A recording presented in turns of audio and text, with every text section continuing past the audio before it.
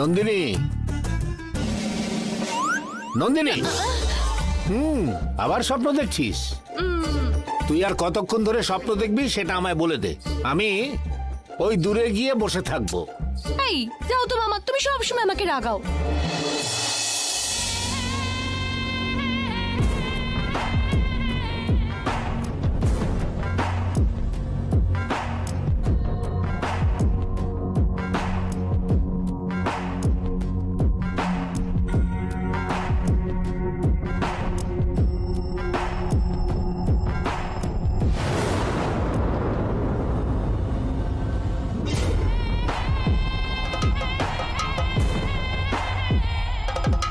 মামা, ওই ছেলেটা।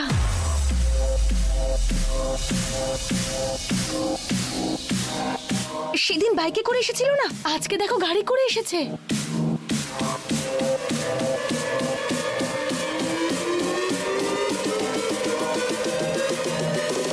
দাদা নমস্কার। দাদা নমস্কার, ভেতরে আছে, নিয়ে নে। মামা, ওই বস্তায় কি থাকতে পারে? মনে হচ্ছে কোনো খাবার জিনিস হবে। কি রে, তুই ক্যাশটা টু হুইলারে নিয়ে যাচ্ছিস? গাড়ি আনা উচিত ছিল তো নাকি? আরে এইটুকুই তো যাও। মামা, উরি বাবা, কি রে মা এটা? গুগল পে, ফোন পে সব তো ঠিক আছে, এ তো বস্তা পে করছে রে। মামা, ওর নিশ্চয়ই অনেক টাকা।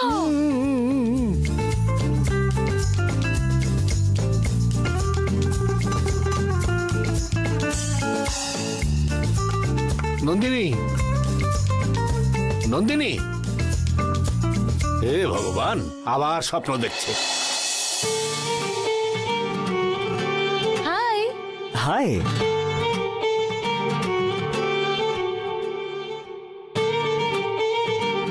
এটা কি বলো তো? আমি যখনই আসি তুমি এসিটা অফ করে দাও কেন? তুমি সাথে থাকলে সবকিছু গরম থাকলেও কেমন যেন ঠান্ডা হয়ে যায়। ঠিক আছে, এবারে যাই। আমি সবাইকে মিথ্যে বলতে পারি, কিন্তু প্রেমিকাকে মিথ্যে বলবো না। ঠিক আছে, তাহলে এবার যাই। ঠিক আছে, গাড়ি ঘোরাচ্ছি। আরে এখানে কি ঘুরবে? চলো না একটু এগিয়ে যাই। আগে গেলে আমাদের পুলিশ অ্যারেস্ট করবে। কেন?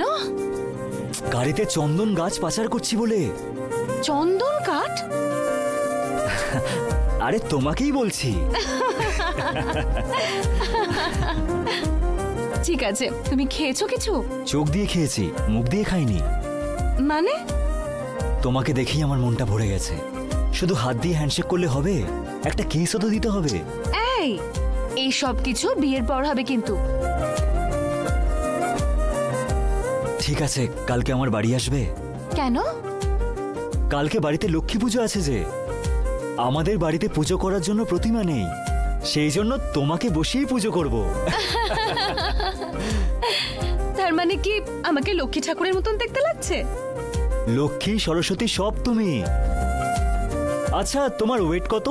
আমি 52। তুমি? 122 হবে হয়তো। 122? কিন্তু তোমাকে দেখে তো একটুও বোঝা যায় না। আমি 70 কেজিতেই আছি, তুমি আমার সাথে আছো যে, সেই জন্য 70 প্লাস 52 122।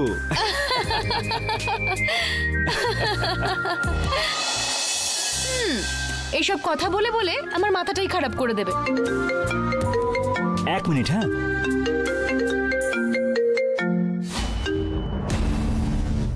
হ্যাঁ রাহু বল। কি 6 কোটি? এই অ্যাকাউন্টে ফেলিস না, ক্যাশ দিস আমাকে। ঠিক আছে, বাড়িতে দিয়ে যা।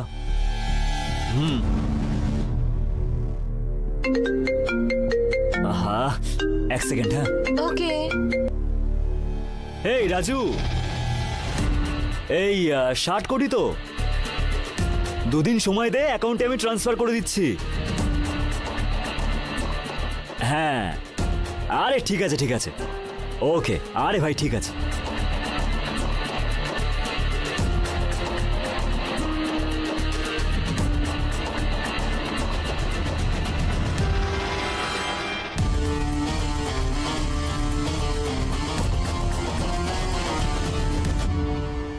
Okay bye.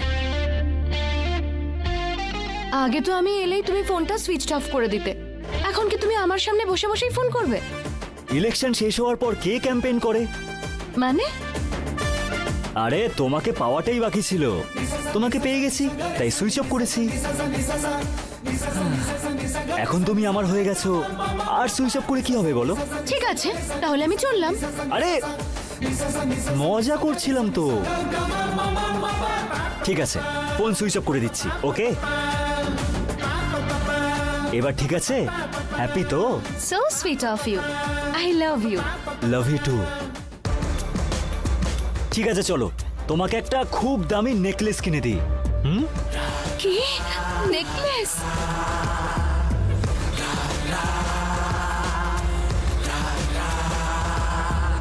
ঠিক আছে তো?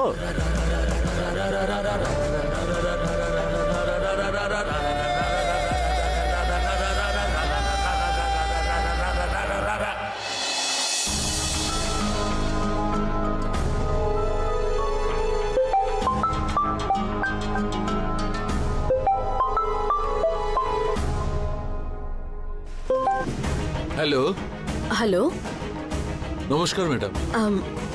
আগের কোনো কথা আপনি মনে রাখবেন না, যা হয়েছে আপনি ভুলে যান। আপনার কাছে আমি একটা খুব ইম্পর্টেন্ট বিষয় নিয়ে কথা বলতে চাই। কোনো ব্যাপার না ম্যাডাম, কি ব্যাপার সেটা বলুন। ওকে, মিস্টার শিবা, আপনি জানেন অশোক যে টাকা আদায় করার জন্য দীঘা গেছে, আপনি জানেন? হ্যাঁ ম্যাডাম, জানি, কল করে বলছিল। পেমেন্ট নেওয়ার জন্য কি ওকেই যেতে হবে? তাছাড়া অন্য কোনো উপায় বা রাস্তা নেই মিস্টার শিবা? লিগ্যাল নোটিশ দিতে পারি ম্যাডাম, কিন্তু সেটা কোর্ট থেকে করাতে হবে। সেটা অনেক লেট হবে ম্যাডাম। টাকা কালেকশন করে দেওয়ার মতো একজন গুন্ডা আছে, ওদের কত কমিশন দেবো বললেই হলো, ওরা সে কাজটা করে দেবে। কিন্তু ব্যাপারটা ইলিগাল ম্যাডাম। না না, ইলিগাল ভাবে কোনো কাজ করার কোনো প্রয়োজন নেই। আমরা লাগলে এই কাজ একটা এজেন্সিকে দিয়েও তো করাতে পারি। ওরা কমিশন নিয়ে বাকি টাকাটা আমাদের দিতে পারে তো। ফর এক্সাম্পল, এই ব্যাংক লোনস রিকভার করার জন্য রিকভারি এজেন্টস থাকে তো, ঠিক ওইটাই আপনিও বলছেন তো? হ্যাঁ ম্যাডাম, আমিও সে কথাই বলছি। আপনি আইডিয়াটা অশোককে দিতে পারেন তো। টাকা কালেকশনে ওর ডাইরেক্ট ইনভলভ হওয়াটা আমার কোনোভাবে ঠিক বলে মনে হচ্ছে না, বুঝলেন? একটু টাকা গেলেও চলবে, কোনো এজেন্সি খুঁজে দিন না আপনি, তাহলে খুব ভালো হয়। আমিও কিন্তু অশোক স্যারকে সাজেস্ট করেছি ম্যাডাম, কিন্তু স্যার প্রস্তুত নয়। কারণ হচ্ছে এজেন্সি সামনের পার্টিকেও দেখে, ওরা স্ট্রং থাকলে বিরোধী দলের সঙ্গে মিশে আমাদের ঠকিয়ে দেবে। এই জন্য এর মধ্যে কাউকে নিতে চাইছে না।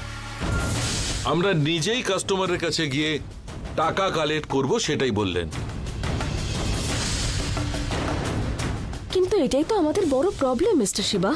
দেখুন, লাস্ট টাইম ইউনিয়ন লিডারদের সঙ্গে কি ঘটনা ঘটলো।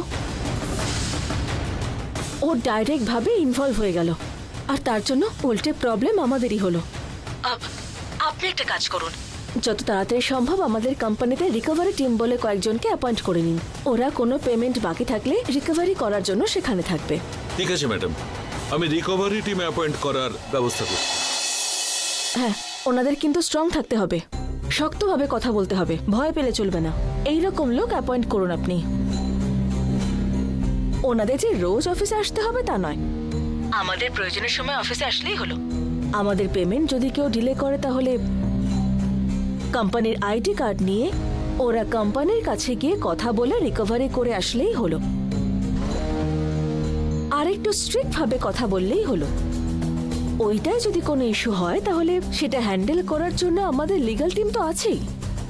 ওরা আমাদের হয়ে কোর্টে ফাইল করবে। আমার বা অশোকের পার্সোনাল ভাবে টাকার ব্যাপারে সরাসরি ইনভলভ হওয়া কোনোভাবেই ঠিক না। আপনি এটা দেখুন প্লিজ। তার কারণ হলো আমার জন্য টাকার থেকে বেশি আমার বাড়ির লোকেদের সেফটি ইম্পর্টেন্ট। ও, আর একটা বিষয়, পেমেন্টের একটা লিমিটেড পিরিয়ড বলে থাকে তো, তাই না? 30 ডেজ, 60 ডেজ, 90 ডেজ এরকম। ওটা ওভার হওয়ার পরে প্রেশার দিন, ফোনের পর ফোন করে যান ওদের অফিসে গিয়ে ওখানে বসে টাকা কালেক্ট করে আসুন। বুঝতে পেরেছেন? আমরা একটু লাইটলি নিয়ে থাকলে বা নেগলেক্ট করলে টাকা দেওয়ার লোকেদের ইচ্ছে হবে না। আপনি বিষয়টা একটু সিরিয়াসলি দেখুন। যতদিন পর্যন্ত ডেডলাইন থাকবে ততদিন শেষ হওয়ার পরে প্রেশার দিন। পেমেন্ট কালেক্ট করার জন্য আপনি এই ধরনের ব্যবস্থা নিন। আমার দাদা থাকার সময় আপনি জানেন তো মিস্টার শিবা, আমাদের দাদা একটু সফট। যদি কেউ কোনো কষ্টে থাকতো সামনের মাসে টাকা দিয়ে দিন বলে পাঠিয়ে দিত, প্রেশার তো কোনো দিনই দিত না। ঠিক আছে ম্যাডাম, অশোক স্যার আসার পর পেমেন্ট বেশি দিন পেন্ডিং রাখতে দেন না, যে কোনো ভাবে ফোর্স করে কালেকশন করে নেন। আপনার দাদার সময় অনেক বেশি পেমেন্ট ডিউ ছিল ম্যাডাম, সেসব অশোক স্যারই কালেক্ট করেছেন। এবার থেকে এসব হতে দেবে না ম্যাডাম, সেই জন্য সঠিক ব্যবস্থা করে যত শীঘ্র সম্ভব পেমেন্ট তোলার চেষ্টা করছি ম্যাডাম। পুরনো ডিউ কালেক্ট করার জন্য আপনার কথা মতো রিকভারি টিম রেডি করছি madam. Okay mister Shiva, thank you so much. ঠিক আছে ম্যাডাম, রাখছি।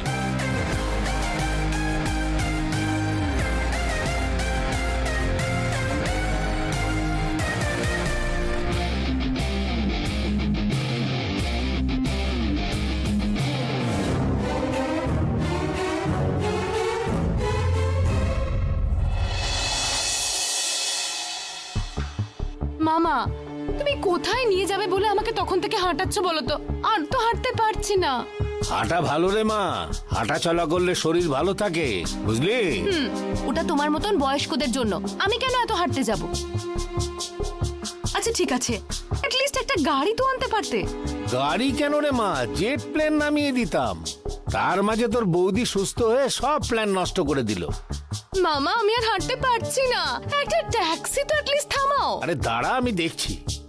আরে আমি যদি হাত দেখাই তাহলে কি কেউ থামবে? তোর মতো কোনো সুন্দর মেয়ে যদি একবার হাত দেখায় তাহলে গাড়ি লাইন দিয়ে দাঁড়াবে।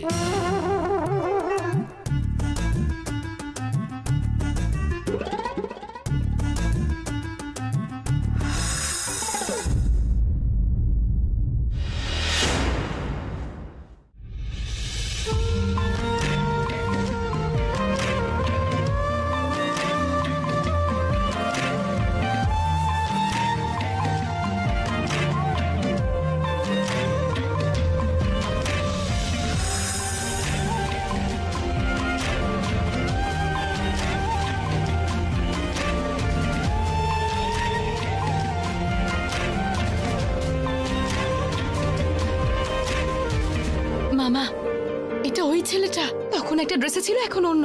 আরে আসল কথাটা বল। High high. অ্যাকচুয়ালি আমরা এই 18th ক্রসের দিকে যাচ্ছিলাম। Can you give us a drop if you don't mind? Yeah sure, please come, no problem. তাই বুঝি? Thank you so much. মামা, আমি যাচ্ছি, তুমি হেঁটে হেঁটে এসো। আরে না না না, আমি হেঁটে যেতে পারবো না। মামা, হাঁটলে শরীর ভালো থাকে। ওটা আজকে নয়, কালকে থেকে রে। তুই পেছনে যা, আমি সামনে আরে স্যার বসছি। স্যার স্যার, আপনি পিছনে বসুন, উনি সামনে বসুক। মামা, তুমি পেছনে বসো, আমি সামনে গিয়ে বসি। যাও যাও, বসো বসো বসো।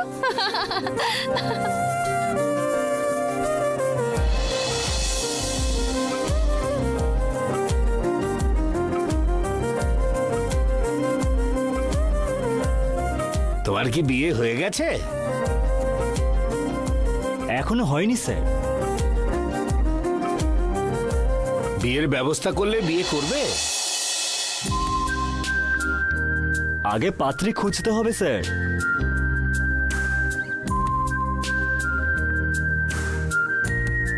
তোমার পছন্দের মতো কোনো মেয়ে যদি দেখাই? আরে তাহলে তো দারুণ হয় স্যার।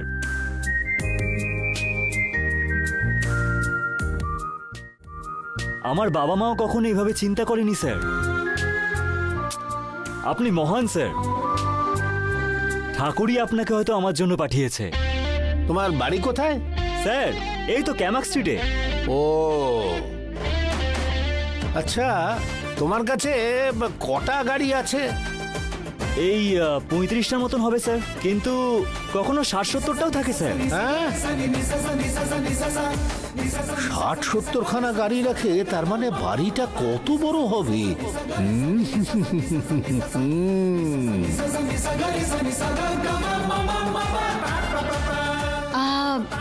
আপনি কতদূর পড়াশোনা করেছেন? আরে আমি এখনো সেটাই তো পড়ছি ম্যাডাম। স্কুল জীবনে এইসব সাবজেক্ট সত্যি বলতে কেউ শেখায় না। জীবনের আসল শিক্ষাটা আমাদের নিজেদেরই শিখতে হয়। একেবারে ঠিক বলেছ। আচ্ছা, তুমি কেমন মেয়ে খুঁজছো?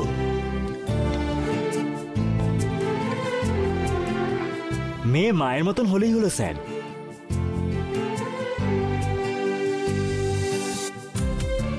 তোমার ফোন নাম্বারটা দাও, আমি কাল পরশুর মধ্যে তোমাকে ফোন করব।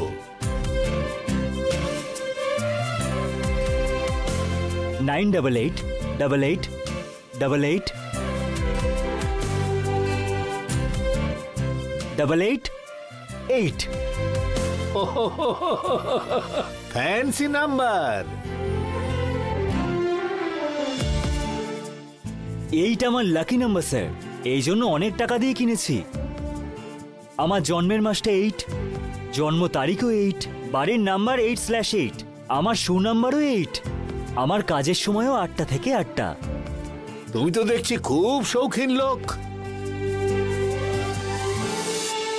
স্যার আপনি তো শুধু আমার ব্যাপারেই জিজ্ঞাসা করে যাচ্ছেন, নিজের ব্যাপারে কিছু বলুন। আরে ওই যে উমা গ্রুপ অফ ইন্ডাস্ট্রি আর ইনস্টিটিউশন আছে না, শিবানী হলো আমার বৌমা, আমরা ওনার বাড়িতেই থাকি। স্যার তাহলে আমরা অনেক ক্লোজ হয়ে গেলাম। শিবানী ম্যাডাম তো আমারও রিলেটিভ।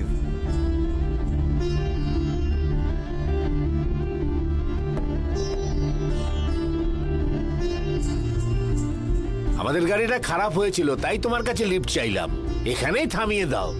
স্যার এত ক্লোজ হয়ে মাঝপথে ছেড়ে দেওয়াটা ঠিক হবে না। বসুন, আপনাকে আমি বাড়ি অবধি ছেড়ে দিচ্ছি, রাস্তা বলে দিলেই হবে। ওই সোজা গিয়ে ডান দিকে ঘুরে খানিকটা গেলেই আমাদের বাড়ি।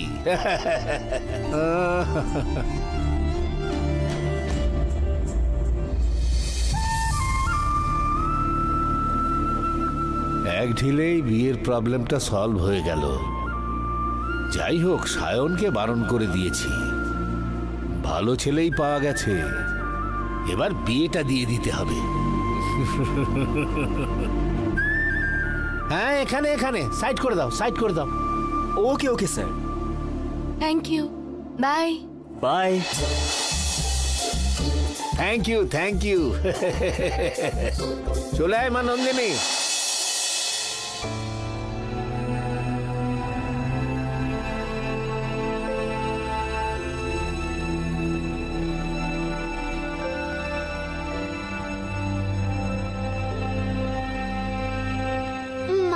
আরে শোনো, স্কুল থেকে এত তাড়াতাড়ি চলে আসলি যে? শরীর খারাপ হয়েছে? জ্বর নাকি? পেট ব্যথা করছে? আমার কিছু হয়নি মা। আজকে রঞ্জিতা ম্যাম মায়ের বিষয় পড়াচ্ছিল আমাদেরকে। উনি আমাদের যা যা পড়াচ্ছিলেন তোমার কথা মনে পড়ছিল। উনার ক্লাস শেষ হওয়ার পরে আমার তোমায় দেখতে ইচ্ছা করছিল, তাই ড্রাইভার আঙ্কেলকে বলে আমি বাড়ি চলে এসেছি। আমার সোনামে। ঠিক আছে, এবার তোমার টিচার তোমার মায়ের ব্যাপারে কি বললো শুনি।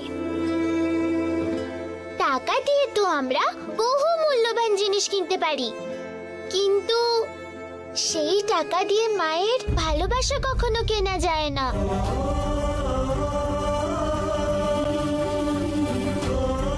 একজন মা যখন একটা বাচ্চাকে জন্ম দেয় তখন শরীরের হাড় ভাঙার মতো কষ্ট সহ্য করতে হয় তাকে।